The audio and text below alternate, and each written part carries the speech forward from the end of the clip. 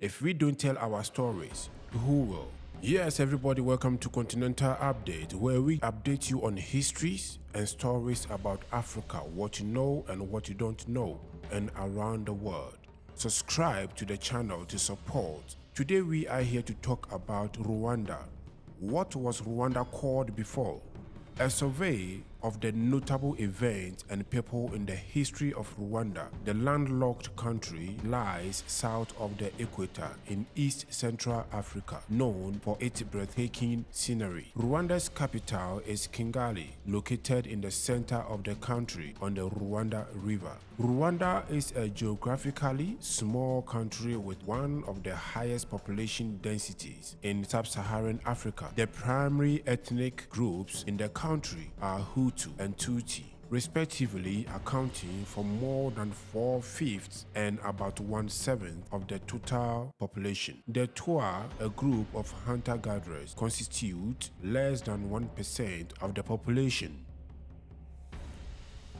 After Belgium became the administering authority under the mandate system of the League of Nations, Rwanda and Burundi formed a single administrative entity. They continue to be jointly administered as the territory of Rwanda-Burundi until the end of the Belgian trusteeship in 1962. Pre-colonial Rwanda was a highly centralized kingdom presided over by Tutsi kings who hailed from one ruling clan. The king ruled through three categories of chiefs: cattle chiefs, land chiefs, and military chiefs. The chiefs were predominantly, but not exclusively, Tutsi, especially the cattle and military chiefs. Origins of the Hutu is unclear, probably arriving in what is present-day Rwanda and Burundi from the 5th to the 11th century.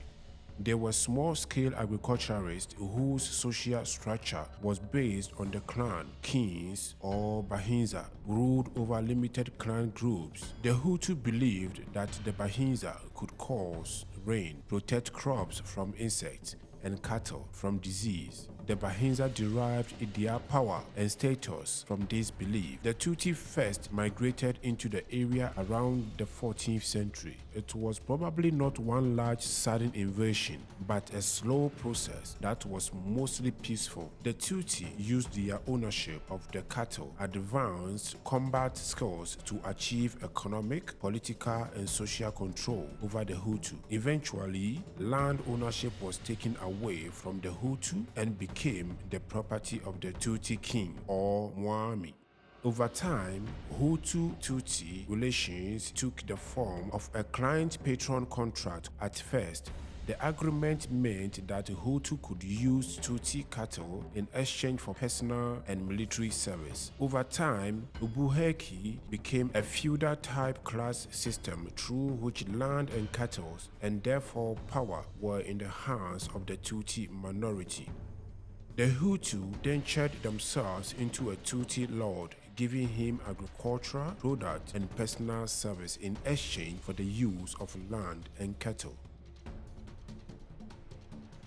Europeans came close to Rwanda in 19th century, but none penetrated into Rwanda. Sir Richard Burton and John Hanning Speke in 1855 passed close to Rwanda in their search for the source of the Nile. Henry Morton Stanley in 1876 also came into this region but did not go into Rwanda.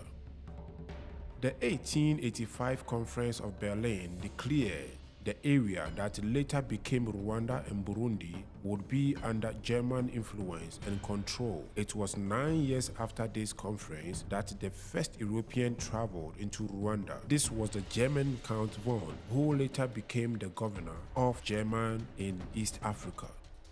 Aside from gorillas and beautiful hills in Rwanda, Rwanda is most famous for the horrific genocide that devastated the country in 1994 when almost 1 million people, mostly Tutsis, were murdered by the Hutu majority. If you don't know, now you know. Thank you for watching. This is Continental Update. Don't forget to subscribe to support the channel.